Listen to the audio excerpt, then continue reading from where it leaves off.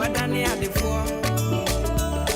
As we hear me by a woman, a comforter be a day woman. As a woman to me, I'm better than yes, at the four.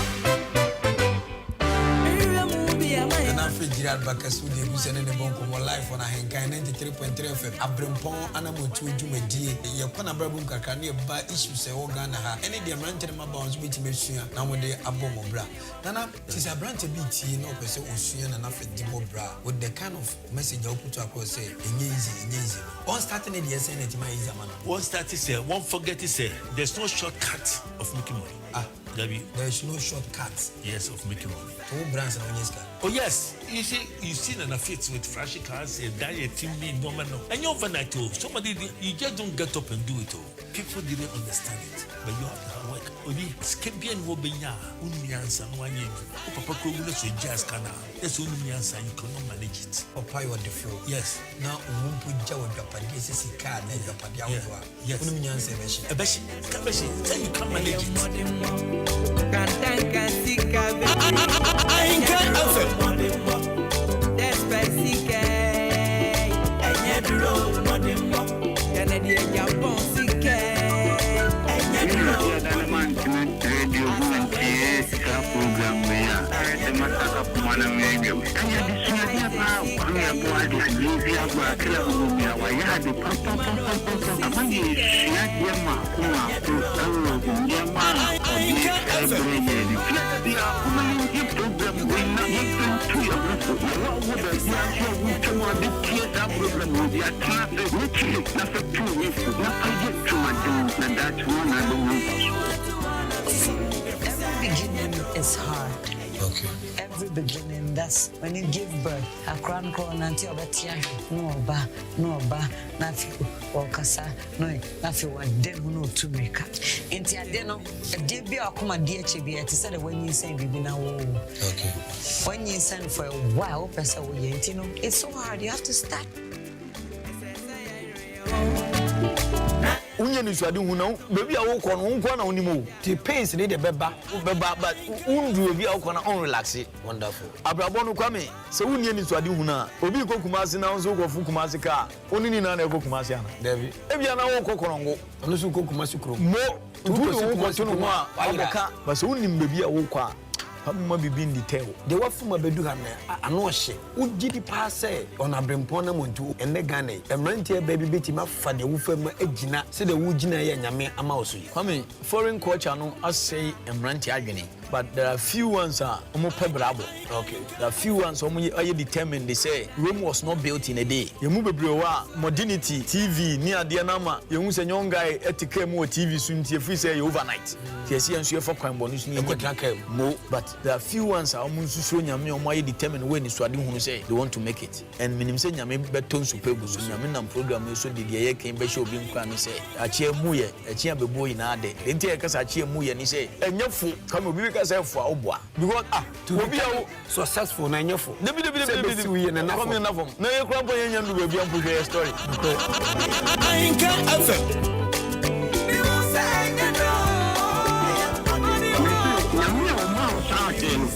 Abrempong Anamom Tuo bra abono ya me no share papa share bia ka chiesa wano no chi na yin shi bi ntontu na miske uram die na no bi die fu papa ya da tmen tu yes die da tmen ya na yemi ya ko sai shi na die no mi tu ya fu I can't answer.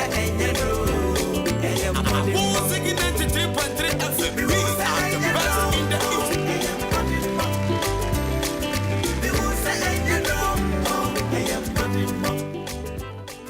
Achire me ho sadachi meye ni petitiu meye me ho abobra pa aye bibi sonko abaye Abrempong daachi na won so mo akwada wonyini obeto kan wonama na obisa kwababo enti tie Abrempong Anamom Tuo ye dwumadi a ye dia ba ahenkan 93.3 FM so efiada bia anwumre no so kwasi no nwotwe odi ahenkan kwame yebo a ani ni petitiu ni pa kase a wo mo ye bibi papa gidi abaye titiu Abrempong na enu nti obi ape o mabrabo mu nsamatie no betwetwe komo ebi ti sempanimfu a o mabeti o man so pen mrashe bedwafo akuafo ensantrafo akase asoafo asofo magidin nom abetwetwe nkomo Abrempong Anamom Tuo ebehye mebunu nkran hye mebunu den se daachi obetimi aye kese abeye Abrempong enti sane so eya henkan 93.3 FM so efiada bia nwumra no so kosi no hotwe odi ahenkan kwame yeboa akwadare so awahunu ne nsa hohoro nti wane mpanifo to nsa dedie no wono no wotena dwam Abrempong Anamom Tuo yenam sa dwumadie so behye mebunu nkran hye mebunu den se wonyiri wo ho mo bra papa na daachi wobeye nipa kese wobeba abeye Abrempong kai eya ahenkan 93.3 FM so efiada bia Shema ya mama kwaba aha eya ahenkan 93.3 FM sanso na peace 104.3 FM ene ye ba bepiem ewo ya de nyina ochiman de hyekonkron edini DAASEBRE OFOSU KWABI AYEBIAHWE achim etweso hene chesekuru PSC eno no ye dwumadi a yato din se Abrempong Anamom Tuo mpanifo so bi mo Abrempong ahyase ne wiase so bi nem dwonkuku a ade ebeche so ate abisa eni agro no yatete DAASEBRE ho nsem bebre wo ye businessman oyo impon wo ye sei na wo bo pina ena hu ni person ni paban a oyo na wiase so enam ahoma so enam dua so ena homa ohunu soro ti aba ye de hye ho sei ye bebisa na brabo mu nsem kwan be no fa so fefe fiti ne mofrase ebepem pempenso ya nyame ne ochiman hye na nunyama enei ukọ achim etwe so a ono yo hempon a ote akonya kese so as usual me din di achenkwana na menu bremo di ankan kwa mebo a ta kwes we twa fufu na tonkwa mu no ochini aba ochimemu dia na ese maba medium DAASEBRE wadaruma memo akwaba Mejoso odi ankan kwabe akra na poni boko de mompaibo nyame edi adomo yen de nyame ase nkunwa dem so de yi de nkunwa edaboko wow enyina yenim yie se nkunwa ene pagya ne obehwe nkunwa so okay enti bra nkunwa no ane omope omwanya no na sumdua ba nkunwa fie so na mpuntu nso okoso wow na DAASEBRE ochiman so ye obosume ye okotoku ye obuakwa media made nya no osagefo amoti ofori pene ye ochehene wo hwe ochiman ne ye nchichemu ya ebuakwa bosume na eye kotoku a se de yimpuntu no kono sa na ese kono na se wiawia kakra odi na fa kwanya we so achia ochiman wura ochiman PSC osagefo ofori pene amoatia kwaye bibre mu he enyo no a se be kamentia okay ye hwe ebeye mfie mienu ni a ochiman wura mabusun akoyi ne kire no oye se eni akwakora ho ye de a me mehwe kire kakra ma no ohwe Anamom Tuo eni medwumadie no se bekun din fata no a fata na kono pia enti yemfa wunsi mpo na woyewe na eni ebepagya wo eno osagyefu nyansa ne nanim die mu o ma minya ase dibre eti da bi osagyefu wo ene oba pani ochehema na oba pani ohima adutwu adukuya medimenchi akese ma o nyame nhyɛ omo ahoden na wo munyi nkyɛ na sebi nimdie a osagefo wode hwɛ wo chiman na nne wa ma chiman ye kra behwɛ no yenso ye de ahoden ne nimdie abebo una ye kuro ni nyina ewura sa pepe na ye ka se DAASEBRE OFOSU KWABI a ye budi ye dini so AYEBIAHWE oye hwan one ne hwan o hya ase esen ehin na wadu yo ye ka DAASEBRE OFOSU KWABI AYEBIAHWE na wo ya brantie bi a sebe ne maamenom ne nananom efiri achim twere so ne san batadie ni akwantu nti ombepie ochiman jaase ye KWABI okay hona ya bro wap efiri twere so ba aware na wa aware nti unim se ema sebe omu a na ode hye bi akote baabi okay eti ebepie KWABI no ya maja enzu bowura KWABI ko fa me ma me betena akurofu ti ha na ye bewo me ya apem ahankron aduosia baako 1961. 1961. Akwa di nchi acha kakra. Yeah. Abosome enwotwe num. That's August. Okay. The day to so dunum. And yawo. DAASEBRE akurufu. DAASEBRE yehwe obobre ne udibia enkura wo ne wadwuma dena. Ehye nkuran. Nenso ubei so na tese abo akoto we obowa. Wo hye wosuku ase wo he na odi ko wi. Yo, odi ayenkan. Mi hye bisuku ase ewo Achima Kufufu Roman Catholic Primary School. Okay. Na ye nyina ni tua se first ne de ne yɛ ka suku a ne yɛ suku me de ho wo me ho if you say ne me hwɛ nipa a me no mo nam a obi kura dwin sɛ da be DAASEBRE kura PhD so DAASEBRE yɛ sa wi ya wonderful emo me ko secondary school be yɛ mfie mi enu bi o Kanesi Secondary Technical 1979 80 81 na ebra ye wo me no a me sha ase wa kurofu ha no me ma me ne me awofo nyina no mo yakuyafo iti o mi tu kuem iti mi tuwe na babo nyina na yakuya. Okay. Na me padwumaden mi sha mi di mfie be ye dunan no me ya me sha ase se me ye mi kuya bi ti me sori ahemo na ache no nan ya na me komafu na wo ni wo seti ase me ni we seti ase nti ye bekofo mu awie bebo e bekasa me no medical kontem nti ye bebo no ndo awie be pie na adwuma bi ya ese me ye bia no ma ye wi ese etra wo twen o mu wi a na yama so ameni e mamba na wo papa no ma me na usuro mu nti na wo de akokeka e sori no nan kwafu mu ntem a na ase na ususu se eye dwuma a e wo se wo ye nti na wo ye na mi susu se eye dwuma na ese me ye odi. The interesting thing e wo mabrabom se me ka kire wo a etiu e be yo nwa me papa no obi a no yo bomofo pa na o papa ye jabofo ye jabofo awo tu tei ne wi makasa enti yesusa no me papa kwaji asase bi wa chim jamaase okotumfa akakomu a e ho ne wo yesusa ne me kwan bi a e ho ne ye den moko yeko ho na kokora kwaji asase a no odo eni esukufo epon ni achichiri ye niema ewo ema dukum eno ne ye bag ti a uchichiri a na dauti na okro na okro benante kwansin be esidu si abomusu ane nam fom kotena kudrum atwabere mu wafa we mu nyina ti kudrum twabere mu ansa no asa nante yako sane akudru jamaase sabre ne de ne hyemu nkran amotim tu sa na mo na kokodua na sabre no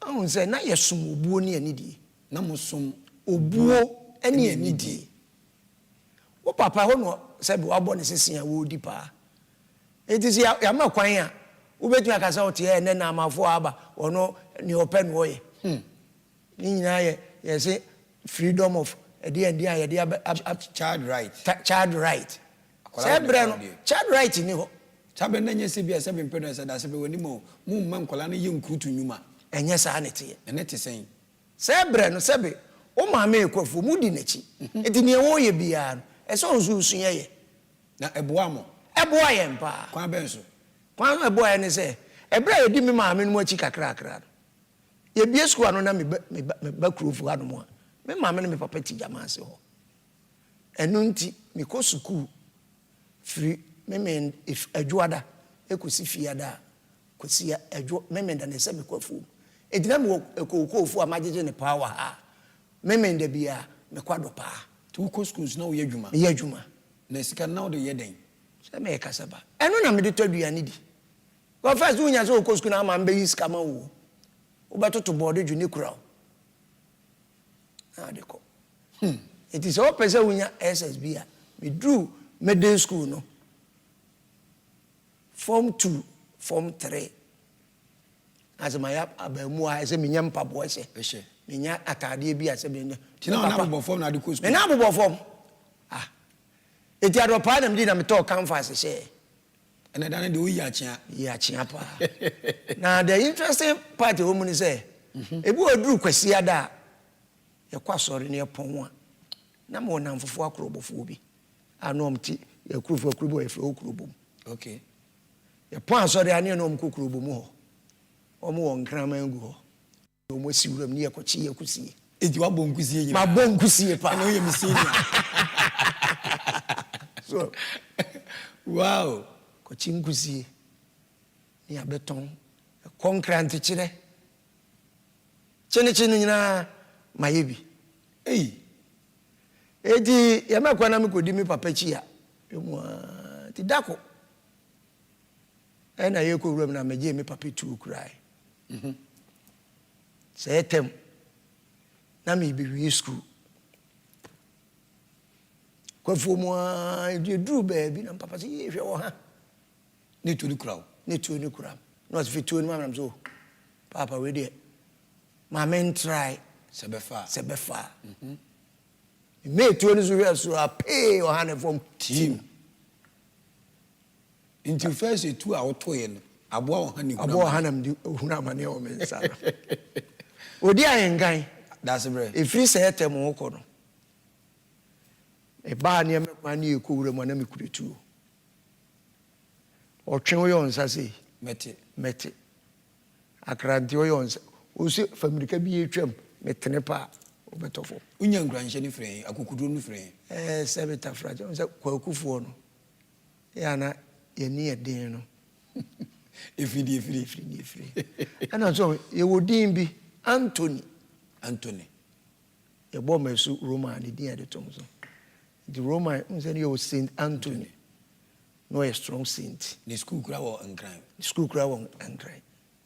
He said the spirit of Anthony no. Ebi wo mo. Mo.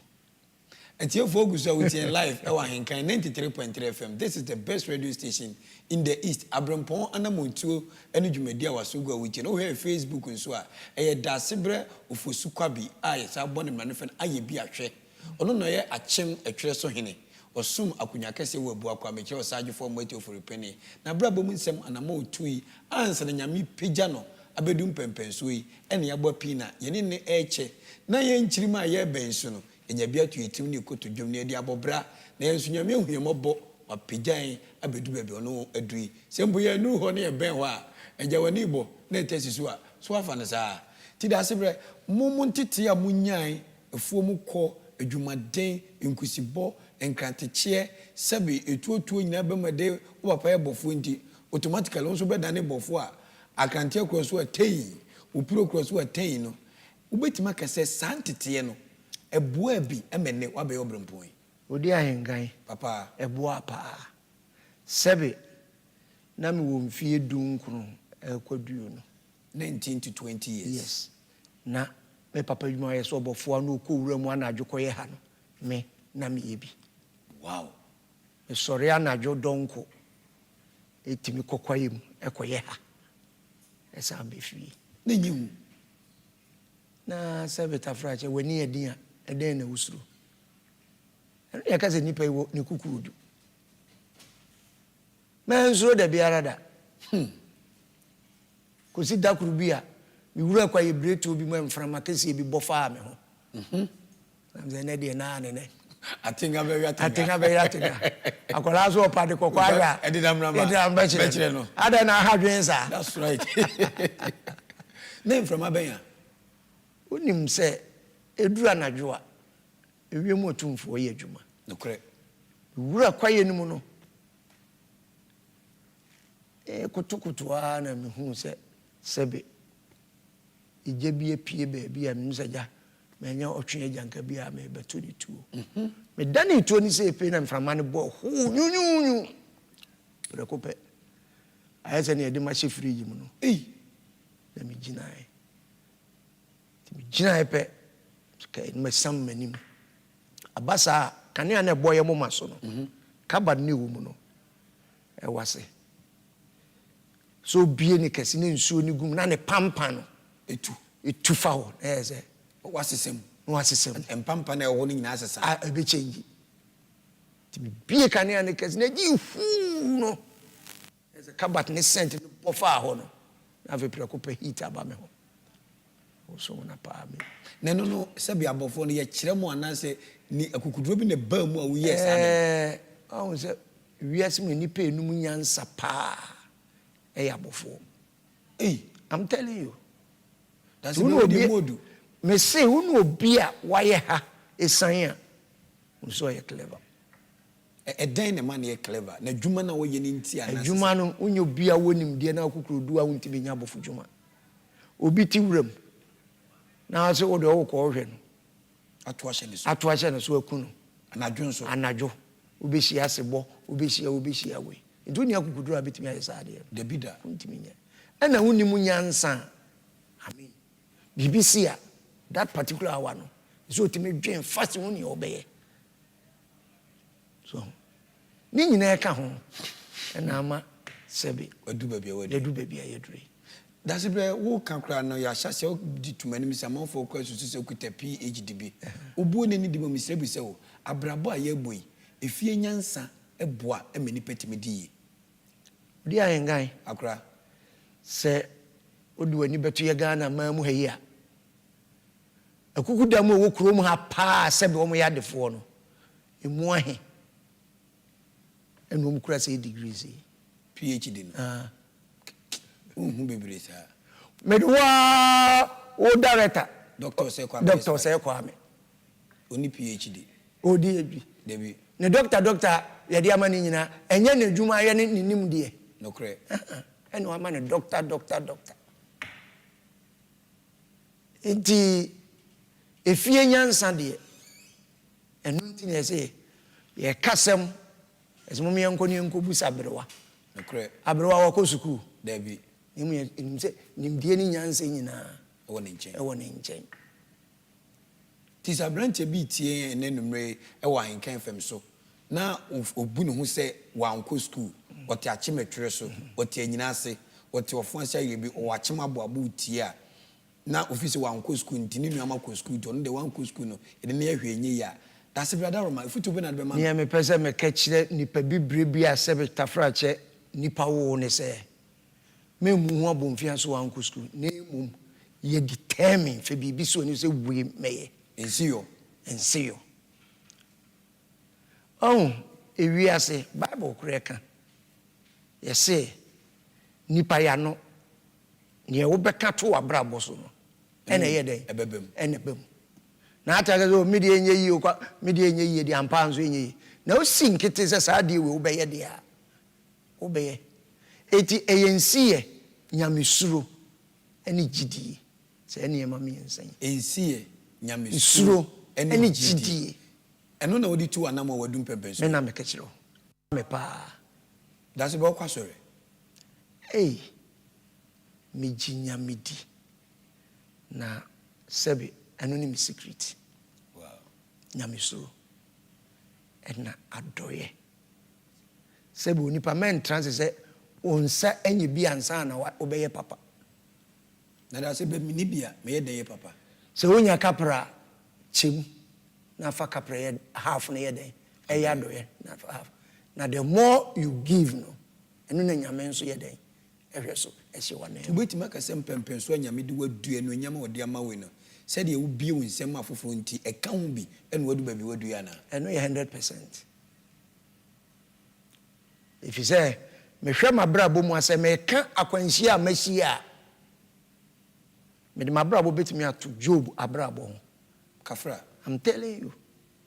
But the more problem I have no eno na edimi komanim kese me ya brantie me tie DAASEBRE e wa henkan fam so metin nkan so piece fam so na me detalia na why me detalia na why DAASEBRE nso so the problem wo nya ni nyina no na wo twifa so na okunanim me ya brantie na me detalia na why no ana mo be na me ntu a ebetime gina ma me na dachi me so maka bibia che ni edikan o ya brantie ade edikan the key nyagidie wo nyame mu amen wose enam gidie am nyame mu nti no bibiare ni ho a me kase meya minti binyede insan asafo urade a oyede o hye me dinti Tis a nyamesha woden. Now would Gidia be being what beton so untimine. Sabe, Medim fear do see, I may quite do see Hambaco. No cray. Me start Obrano. Me fro no machiasi. Me fro no machiasi. Me fro chiasi bianzoa. Sabe me mo bi mpejamio. Madwin and am de mame hoso. Na bribi a me fro a me hwiase no. Se mo step 2 na me sorry a. Me move triple. Number cover step 6. Yes. Enuntina bribia no. Ye kase se adie bia opese sebe udi yia na o ye gidi a se o expect say ubenya more temptations O how ni amane de beba ne bro how ni amane eba no so na ye de na build ya ko chose mu a ansa na David ye besi ne he no so won kwan ya David ofam no cray tam no kwato sere so baby ya ntam na kwato sere so ka chire wo no ka nipa ho baby oni nwan ne ti oni nwan ne moa ese so ne den ha no wosi ai asebo ejata sisi kwabrafo na ka ni nwan pese e bewe no because omuhu se ni pa bi wo David mu ade na wo mrentu ane ye papa ni je wo ho sa ono na ne papa pam ntuma na kala bi atade akala bi wo mu e di share no because na o ye neja doba odasonko na odasonko na eja ni nim ni wo ni mu ndi na ko mo pese e be dey be se no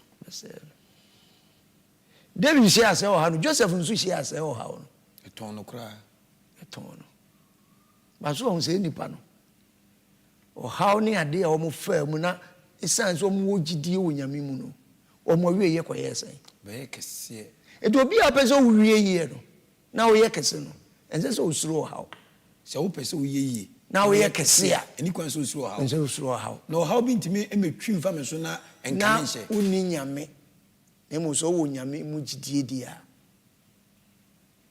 ntimi twi mfa so make us be around 2012 that was it was about 16th of 12 August 2012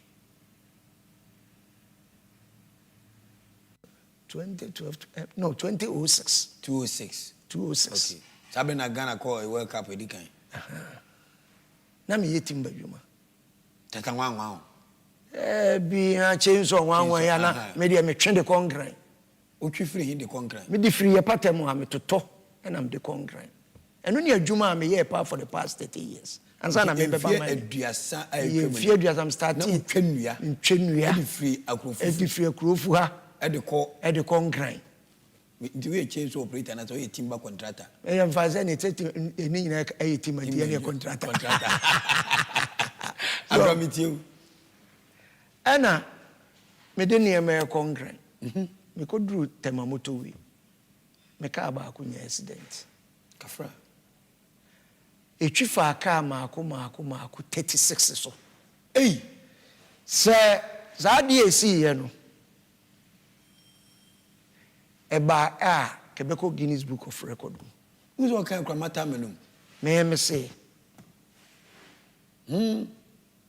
ka ni twifa ka maako 36 e wotema moto wi na e ka ben na tim na ye cargo car kesi a ye loadu nu yagum mo de ko haba na ye de ko Ashama market okay anadwo be 7:15 motorway na accident esi 80 traffic left and right be biachi na car ni the top speed be say nu yaka ye dwane aprosifo te bra o fitting ya o hu se bibi se esie obo break amfa shifa cars bibi nyina so sa se mo american oko airport police station records no the records is there ye cheo na oka akonya accident ade o be de be chebe na nyo na oka nyame na meka na driver phone wo enti president ni see ye no Praise for be pure no. Bizam say. Ochemai. Na wo be ye ne den. When my son catch the police penny no about. But you David. Me say. Me nyame osom no no. Me som no no. O say o ma eso hwe bi e chen me nye den. Ento me. Tim say eso hwe ya be. Me say me den me di so. Akokudu onya kan sa. Asa me catch the chief inspector no na by that time no na wo duty wakwan so. O so say na me say me nyame am som. O say ni gidi ni anase ni baby o me so hwe a e chen no nye den ento no. Me gidi ye den e kasai. Na me keshe nyame anu nyam say otie me. Within 6 months cars a condemn and say to be a dear man. Hey, I'm telling you. Me dancing in a lawyer kwa mi jai. Onu no jin was a lawyer mami. Nyame shira no. Na obi wu akwanhia ni. Oh say, I'm going to person ye kese ya. Eja for how? Chance for ham. Na niema bi si so no na me ehu nyame anu onyam. Accident na si ye no sebe. Obi enu an hu say twa ya. Emoje gu form. But car 4 e condemned to no maintenance. Oye no hwenye yi. Oye no hwenye ya na ni petete. But obi empra. We na kire say nyame ye den. Eye kese. Oye kese. Eti ya for ha omo. Enti ya for ha mu DAASEBRE OFOSU KWABI achim treso ehne no. Na brabo mu nsam na gusu a wuti enti wo achim treso. Na ba na sabe nipa e bo ne chidom a. Enye so oficha na be ye de wawa bedui. Enam dua so na homa hunu soro. Eye kakra wadi kan se ni people a kire se efie nyansa ene ye de bobra. So wan ko sko mu ho abonfia. De to so mi no. O say se wan for hama abe de so bedi. To ha bi ba so a emu abamu mu entoba ha se de mefia abayefo na eye me na efie nkunwa na abayefo ntimi nya busuanfo mo oni hia. Odie Akra the Messiah no Yesu no kre obaye no so obron sam so ne hwe papa bro kwa nche the wilderness obron sam tempte ne mbrensa obron zo timi di ni so David enu achi ebra Judas Iscariot ekuyi na mano enye nipa na fa ne so enam nipa so Judas ono ane sore so okuyi Yesu ama le bi nkrofo bi na bo ne nyankrofo bi na bo ne pa no kre etika hu se hu so fi ono e nipa bi a ye bo nkrofo bi pa wo so eno nche se oye den otida nipa bi bre biara a ya wo no ye nipa ya bo ho pa se sunsumu hunam mu eno ntina mdi kan ka se wo bebo bra no akọ animu a nyanyame mu gidie na ka kire nyame se ni ho be hihye bia mi gire nyame mu se enye den enye yi obi be ka se odi an ka Abrempong Anamom Tuo pani an ni ka se DAASEBRE wo yo hin ote akonyo tuntum so na se wo chen sofo nti papa me gwa me no ga tan mi bisa mo se na wo ye sofo na wo yo secret no onya sofo ntimi ni he na se enche sofo tade enche me sofo tade but me sofo ebra na me yenu adwuma nyine dia omo anenim frem na omo frem sofo je me treme nsakora eye adwuma na hindia tabeto ukọ bible mu a enipa Israel ma no mu di ahen ni nyina no mu nyina ya sofo no kre enunti se wanya the spirit as ordained pastor and some family ahinia to mean in anyone ya wa hin fu bebre but obi wo a okasa to me di echire nya se mi gina na me no okasa o me se me tenase asem bi enu ameka to me ni echire se me gimi nya me di amen papa sisi obi bisa so di DAASEBRE ya chemtwe so de hye konkron ne wono takunya kase so ochiman de hye no na oyitima contractor akwanhia wunyan emu abam odo ho to awurade so oyifro hanum nipa a wahyen kwadi omo de dem nyina no nyame humobo mo yen sika to mo hyen ma om sesi emprempren DAASEBRE eye ochiman de hye adwuma ben poten ene wanya mfinhye dusin ugusu awoyo guy ebra me be free team mu no na me decide say be mini certificate me de kopa ben adwuma bossem so team adwuma tete no ye mpanifo na ye team adwuma no unza na ye nipa no omu ni munyansa pa kokoro bi ye team contractor wo mu a wanko school ba se peni utimu se no omu ye nyansa akwa me ntwa no mpa me papa se kwa me despite no team contractor no bu nua ni bi o se me bi nkedua bi ku no eti so on se me ka kire o se enye nwuma nyina ne nipa nyina etimi ye no kre e ka so bi ye team contractor no you be owa kokuduru no num nyansa if say adwuma ne ye adwuma eye interruption say oni nipa be kasa na nipa tie wo ne wo be hia wo man wakodwo wo man bi asa zo ko bumu nua to ahunu kasa wo kokoro e be pa wabo ampa ti nipa ye say adwuma ne nyina ye nipa no num nyansa ti bra me free adwuma team adwuma no say tem na agudie tu abaye patemo ha mines mine no okay and am decide me ba be bi u free team ni maba mine okay ti bra me be mu no ma ma ne say me be ye garam say ti strategy small scale mining licenses ana company ne dia me de to so ATK mining company mining company from no Anthony okay ti no Chumesi na K ni ye kwaku de me din me the ATK mining company now see Anthony ni the power woman ti na me di kan so mo dance kwaku so dance titi a mining na we ti say no many chief executive officer of ATK mining company say you free small scale I say you what large scale concession ti be bia o hyase no omodembo no ohumobri free rade nchenti o page fi wo akomanim ye taka sesebi na nanom ahemfo omotwe agudie so omotwe ebusuan sase ebusuan kuku na omontanya adwuma na ne wi atwere so hene na wo ye adwuma yo ene ahindi eko yo odi akra ekopa men ye ma ho ho ane se wo awani tu abatwere so p ebra ye nso ame no na esa madwuma ekura minti na mepese me manfo di yenti so ohuni ma me di si mani so no kre so ohwe ahemfi a mesi amoman no kre wa police station me guso ye no kre ye me ko hwe akire a de me si ade so mfie mienu ni menye oman ni sika kapre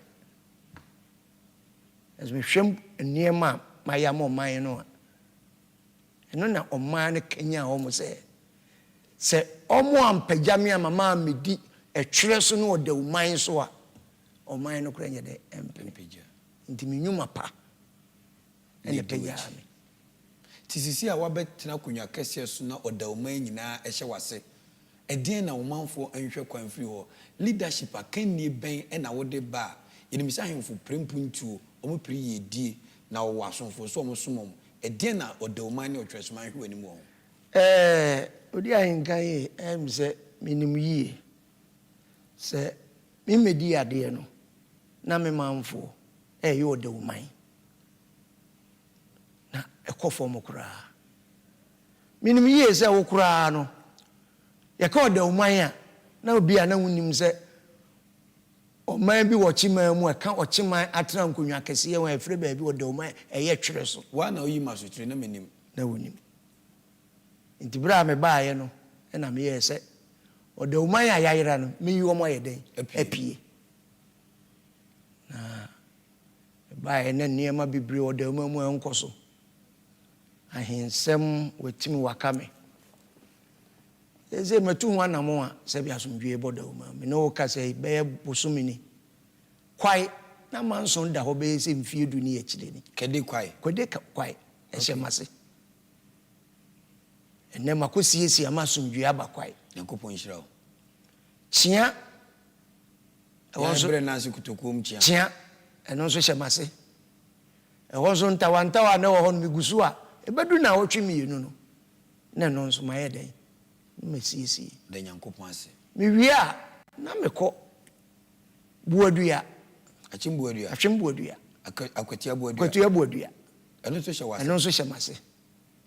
Also meant Moazo, many penny for on Mosia, and also Mary say, also Metoto. Necracrano Almighty Banker. See, P. Mamiti Wado, no Krum Banker. Sebe ono ena obomichidom odomano miniwa banka na yede ohwemechi ehoso mentime ho ase asore den no nso miguso ye ntoto yese ye behwe na asumdwe aba na banka nso ayede afa no ntoma pefra na asumdwe ba ho nyina awie a na afempuntuo no a ekotwere so no ya chem bi akọ no nyina bisa asumdwe ni ba bia obeda aprempuntuo eti oda o mind ye medu omo okoye nim na ye wie a asa TS benkum division a se si abagrohin ni ho no eho nyina nso me na mehwe so ochima benkum ni nyina nso ewo mensem ho nso migusu de ne egu akwan so a me be kwa kosia benkum man na mahwe omo hawo mahwe kwan papa efa so a me ne o man no abusua atra nkonwa ahia ne ahwe sasomdwie ebeba benkum a ye begro ayenkro no akra mu no yo yedase ene utirimupo ene enhehya wo de agu akwam ne yesa bo umpanifo ebo ochidom so abaso na opese asomdwie eba wo pom ne bi so Ghana so ne bi so ochiman so dia na ye maintenance capacity adwuma ni wachimem bible nso se nsan enya adwuma no enidi akora wo bedi ade na mpempenso anya mede wadu timpo ben na wo ma emrante ne maba ntitu ni mabunu no e wadwuma sem ho yo odi me no kasei tu anamom bibra me hwe se ebedi bosome no na etwere so nso enya adwuma emrante ne maba wa no betimi aye ya chimtwere so ya chimtwere so wa ukrum me amikrum me no kasei hwensa ase a ebetimi adane ani e de aye farms wonderful afie pese ya nyekui akura ye bedo be 200 acres asase tam eka no makomako ahamienu mo asase da ho oda umai etwere so hin ye frɛ na asase wura masase ye da ho no ekonanim sanu ntini ye boss age fitin sɛ kwaye bibire mu hin no nokre enti be ye dwuma ye kuya pa e dia pe jo chime commercial farming ana ye commercial farming ti abrante na baba obi pese oyobia ebrene so obinya kwan ayebi ye start adwuma no a individuals ye be mo omunim dia obi ebetimi ayebi afie ye pese ye do mo 100 acres na ye sign a bro banche boardie koko eni me enso 100 acres eno ka se mama surveyor for egun saase ni mu a omuyimu adwuma ye hwe se enkonwan saase no a se be de man nkrofo so omunya omuntimi nya no ye be hwe na ye develop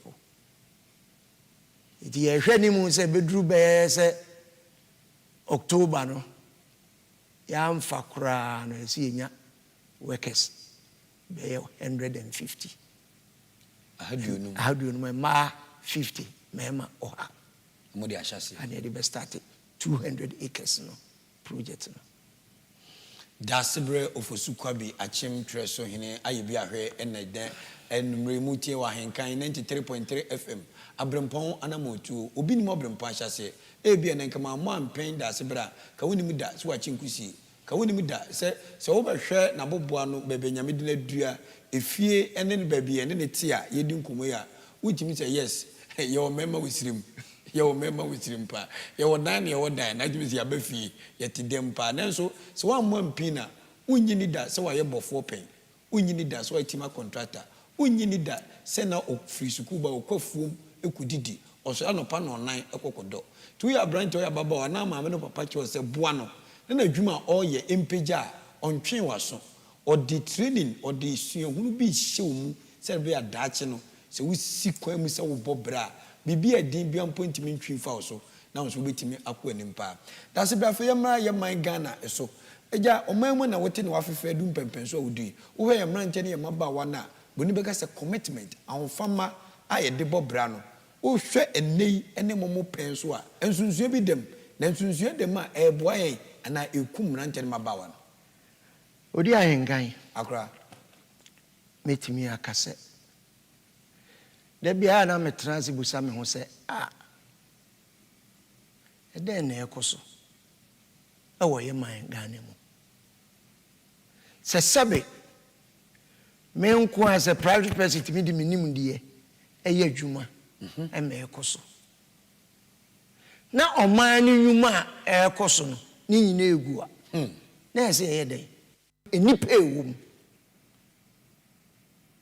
efise adwuma no a aban de amom mfa ne sɛ yɛ omo adwuma okre aban ni wofa oni nua eti adwuma wo mamu a yɛmra nkyɛ ne yɛ ni nyinaa no ɔsɔre no kɔnante hɔ no mu a adwuma ɛsɛ so wɔyɛ no onyo ɛno ne yɛ problem ne ho sɛ yɛde nsi yie sɛ yɛnyina etu yɛ ho asi hɔ na baabi a obi agina no why ne send yes or yenwa kami ni za Ghana katidiati ka baabia yakuduru ni kebeku yanim pa na ya ne aka so wutu agina mo afon so na atu kankanfo yesi onipa bi adu ye dikania na omo edi achi awase nso ye den ehwew ti ya na fa baabi nso ni ye blemu ye mpanimfo if you say adwuma we ne ade ahye wo nsa nipa gu ase ase ye mo hwe so mo be ye adwuma no na mo ayehwe me han na sectors no mo wo no ni nyina akofo na mo wi a e de ade so na akoso ya se bi o mampani wo ye ba akope wo dokre eti nipa ya se mo bua no se mo anya mo adwuma yi a e den no obetimi ya ni nsa besi form anu ni ehu edi ya na mrante na atiasi street he no omu ni kan en check o ma brabo en on performance on the wadwuma tie nyina ka ho bi ni ba akofo na managu enyo ba akofo ya kan kwasam na make chiro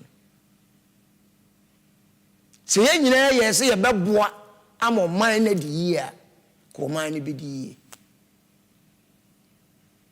eye didija na se pesemi nkuminya na se eye pesemi nkuminya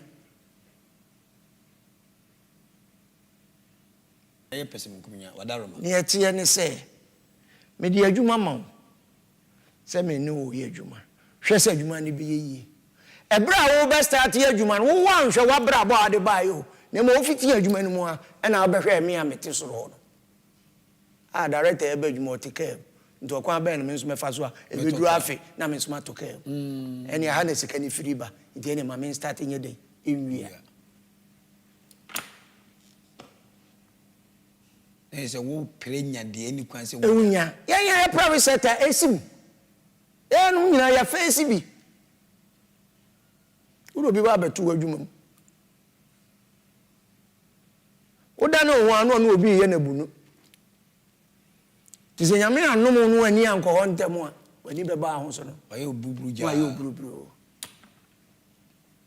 na eno no obi be bisa sakura mu de madi ncheche kakra efrifie eyentete ana ye de ba de nti na tu da bia bibini ye adwuma na wo fa nipa na wo twe ne san na wo bre na se eno efrihi na eba ahun se eye enim de ani enyansa dodro se na ye se abefo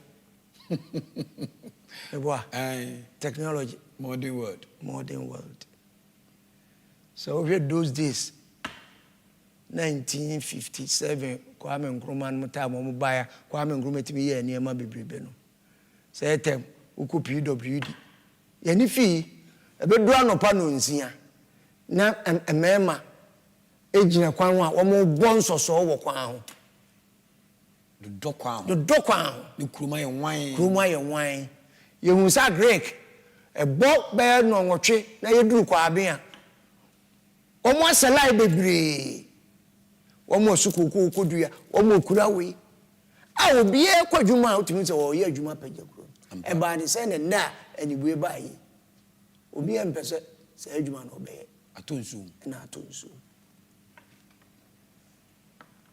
enti so man no e pese ko ye dia we should go back to nananom akwanda da no Yensan ko ye chinko. Esan ko ye chi. Tete atempon. Tete atempon no. Hwe. Na se na nchi mai ka se sabi wadi mo DAASEBRE wadi obo na di mfambo ne cheme. Yesi kan na sabi impreduasa. E ye begimbre. Ene ye ne. Ene kan no na ye begimbre na yare ahina na wo wiase.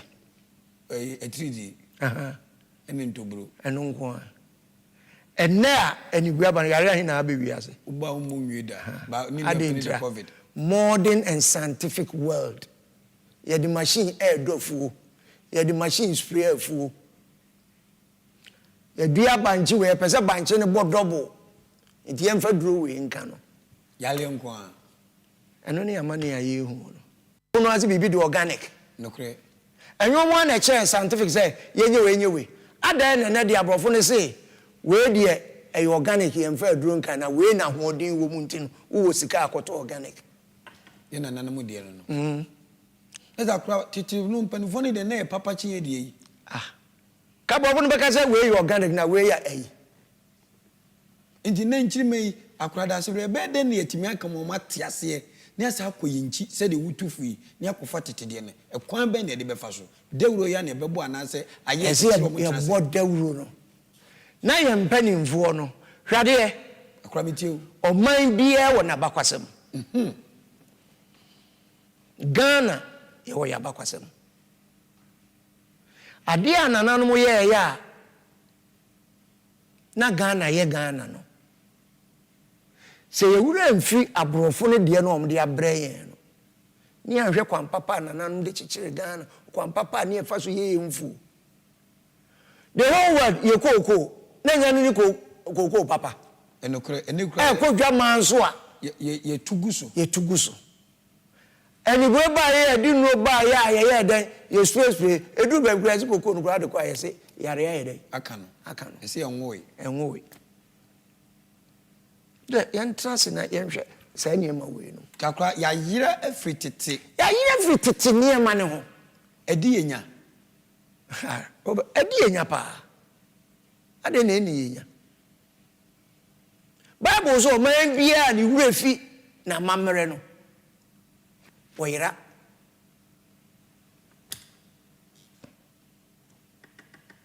eno sad me basem foforo so se me Kristo ni na konwa da me fia se de nana wo ye Kristo ni konwa da ofie du so penifo afa mamre ni amane kwato de wasisu no metime kwa kodi esa de aka Kristo som no e de anweme man na yeye ada na untimi ni ebra ye pagya me wo so se me nhwe kire no me fra sofo wo twere so nyina am ka che o me se etwere so kuro ene aye Kristo kuro aye nyame man yenim satete no ye nanam de akoni mogahwe egu o ma bia nso mogahwe egu so no eno me ye den e ka o man no eno ntimo me ensre mpaebo na mogahwe egu a sabe egu ye man so no nyame mfa ye bone nkyeye amen meni asofo wo twere so ejina 21 days bompae na ne pa ye hwehwe wo twere so enne nyame ebie so enti ahinie eni Kristo som ekopa aisentafo no pe live on Ahenkai 93.3 FM. I'm enjoying the conversation. Miangasa me interview no kwenie me sua de na ehye me nkuran.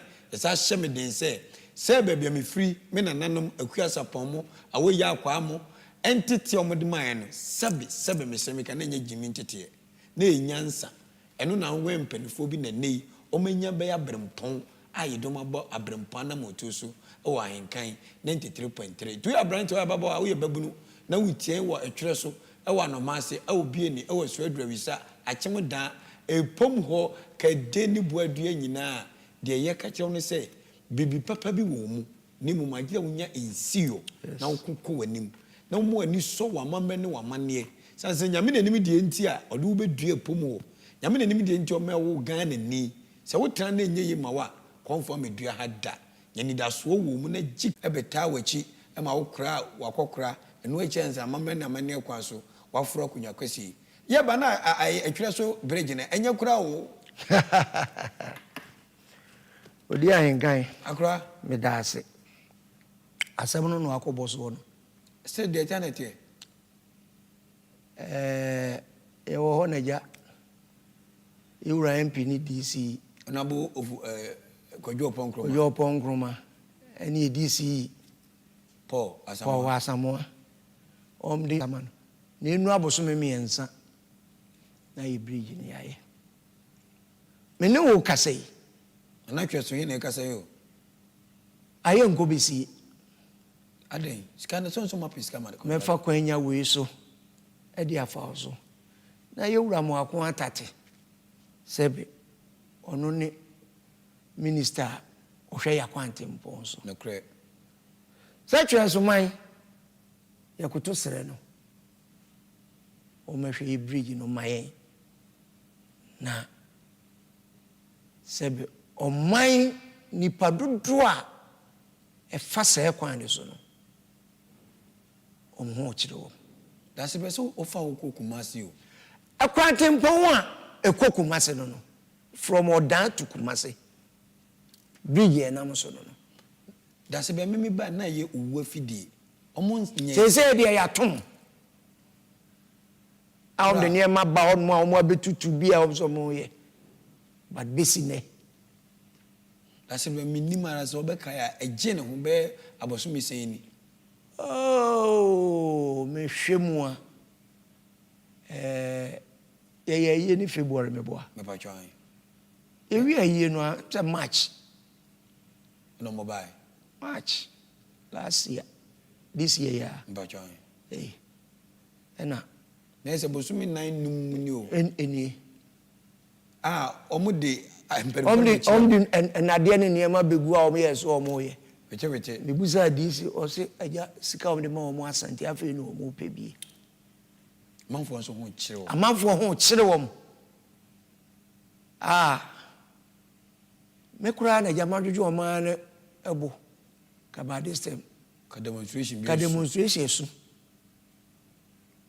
eti me fa wa fidie so ama Europe ongroma eni DC eni honorable minister me ame papa amu akwata wona bo amu akwata me se no asuna fo mo na wo me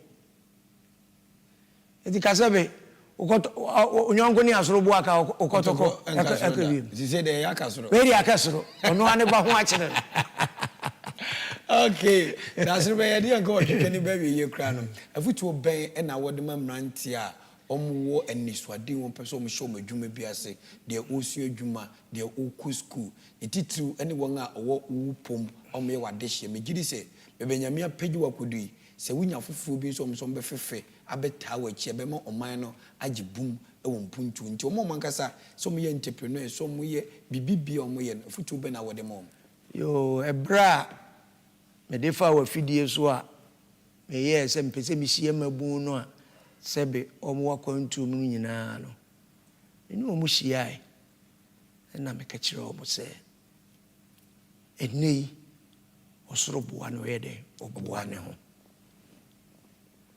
ena nipa bie no a ote ho no mo a na wo pese obaku ani mo a wo wani kan empia wo ho a obetimi akọ enu ntino omo ekrensa no dwuma ne obi owonim die bia omo nyina enka omo humom na yenhwe kwan papa sebe ebe benkum dwa nifa na nifa dwa benkum aye ho if you say ni minimum years ne 21st century edru bra obia de modern bo ene nkodin ene awudu spirit no be show mo so on better say we na adwuma ni wonti no kakra yesu na ye mfa nya adwuma bitu omfo say ni obi enu ni de bi obi a no omo say bibi kakra bi a obeye den obeye nyame ya dom na niema e de asi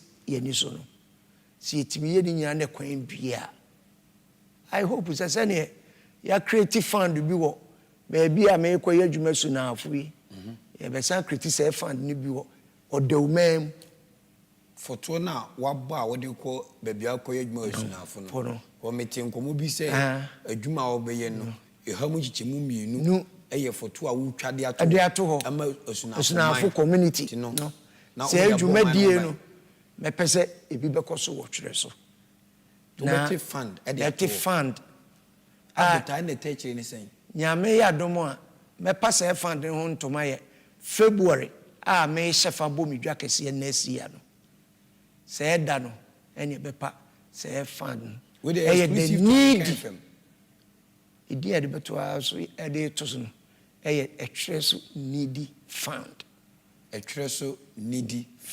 tie bia abranti ababa bi ohiam wa obitima pagya na mo de mosaka foto ye de nsaka foto na ye de apagya we nyina nhihye a ewo wani so wo de ma kwan so amaye ho anwuma nyina egu eja bofo ba a obeda na bofo tima contractor na wa ye chene na wa minor after minor nyame ahwe no nyam obeye ohin kese de wo ma wo mine eno no empanifo se de osu na niwa se de won kasa mo ne me kasa kyese udonipa upempuntu opeso ochiman yiyi enso de oni hwe ochiman se ekutoku se ebu akwa se ebosume nkurunkumankuma bi wo na akase kakra wo a na mentimu ase kakra wo akwa wotia kunya kase su adesede ben na ade beto unuanu ahemfo anim emmea bia manso wo ne de na wo ka kire yo eyeme deso wa bie seki mene wo kase me di ne ma egu akwanso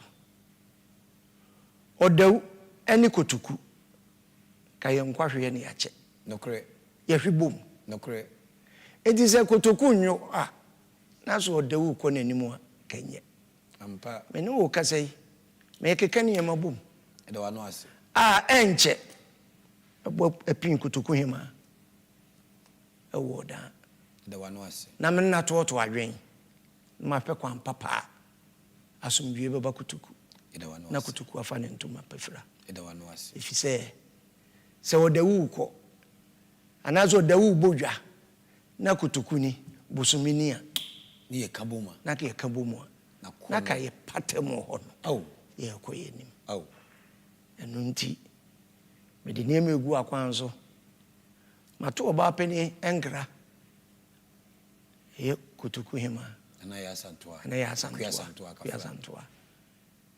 ne baby ba me nche ma me kache won ko kanche ne ma me se mehia no na ne ba ne so tonkra ma me se ne ma me so obie ne ponti bribia me nya kwan bia no obehwe menim nti ade am de ne ma egu kwan so na ma bere wa makwa akoche ya no na me ne di de mo nkomo na ke betimia asumdwie abakutuku de wakan ma makoma tomeyem na eyese obetu sa na mo nso na magina kotoku man nyina na nso adawase wo mra kotoku royals e ka tuna bro na omanya qualification to premiership no maybe sugo so wanda ne wachi ankyere me obomoden edonsa etu futum epe bibi man se emfe nkoboa na kotoku royals ne o first division omuwa ne ofutu nti ene kotoku royals aba bepimo Ghana Premier League kotoko ne has ne teams akese o Ghana ha no premiership ayebeboy omunya beba odamem ababisi akanti akora kotukuman edawase yakopon nhirawo na nkan fam so dawase wo yo he ba ko a wadaroma daru bia pese obo Ghana ha no uyi radio station ajan nkan fam kan ho eno so boy ni timi to light be medasi pa ya mishirawo odi akora me so mefa kwanja we so abo wabaso enura na mitio na concept bi ade ato ho so no etwo na etwo me tia na msi peace for kura mo sori almo ko fani e ma wona ba be sinsem ko etwo so ye creative program asen krofo so bre wo two ho papa enu ana me mpese meka na wa bai say program no busumi bia e ba be to operate mu edo ano ase na odi aboa edo ane ase men kan ne openi de akoko ntu beju akram nim de otimi nemu bosha me sure ne say busumi bia say etwu program no na aboa akra edo ano ase yankopon yishira o ebi abiye fi onso nyame hye wo ma ti ebi gina ha na ye de yankomo twetwe ne nyina abana wieye ti etiefo ne ahwefo efre me achenkwa na menu brem odi ankan kwa me obo a I am the last killer on radio, Ghana's international killer abobonua, the original abowezige man. And then mabam ya medium DAASEBRE OFOSU KWABI AYEBIAHWE ono no ye achem etweso ehine de oman nyina nso ni wura adawroma meche osagefo amati ofuru paninti ono otua ano ene wa hye yinkuran Abrempong division so me maka kire me ho se daachi meye ni petitiu meyire me ho abobra pa aye bibi sonko abaye Abrempong daachi na won so mo akwada wonyini obeto kan wonama na obisa kwababo enti tie Abrempong Anamom Tuo ye dwumadi a ye dia ba ahenkan 93.3 FM so efiada bia anwumre no so kosi no woche odi ahenkan kwa me yebo a ani ni petitiu ni pa kase a wo mo ye bibi papa gidi abaye titiu Abrempong na enu nti obi ape o mabrabo mu nsamatie no twetwekomo ebi ti sempanimfu a omabeti oman so pen mrasebedwafo akuafo ensentrafo akese asofo magidi nom abetwetwenkomo Abrempong Anamom Tuo ebehye mebunu nkran hye mebunu den se daachi obetimi ayekese abaye Abrempong enti sane so eya henkan 93.3 FM so efiada bia nwumre no so kosi no nwotwe odi ahenkan kwa me yebo a akwadawye so a wahunu ne nsa hohoro nti wane mpanimfo to nsadedie no wono no wotena dwam Abrempong Anamom Tuo yana msa dwumadie so be hye mebunu nkran hye mebunu den se wonyiri wo hono mo bra papa na daachi wobeye nipa akese wobeba abaye Abrempong kai eya ahenkan 93.3 FM so efiada bia anwumre no so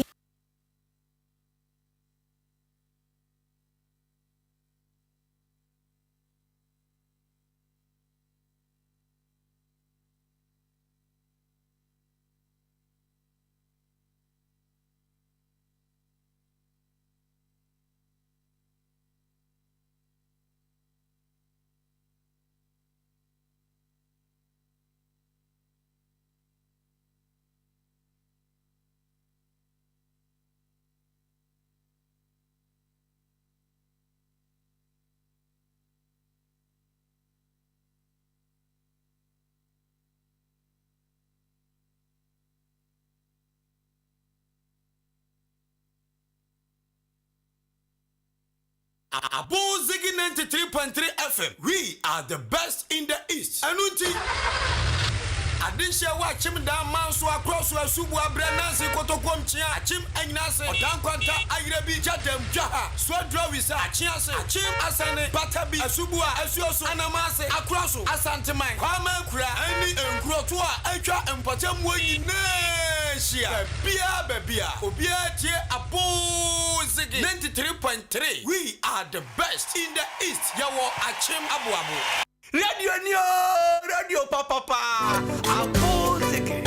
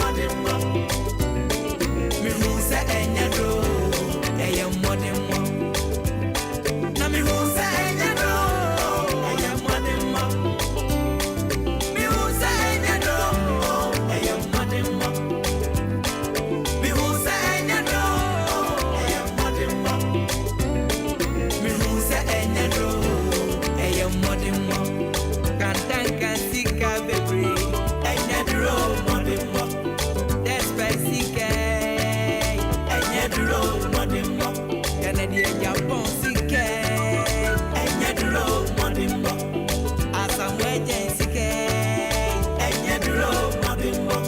Dr. Isaac Sikaye Emmanuel Busisike if you work so hard in it, you can be what you wanna be. If you say if you work so hard in it, you can be what you wanna be. If you say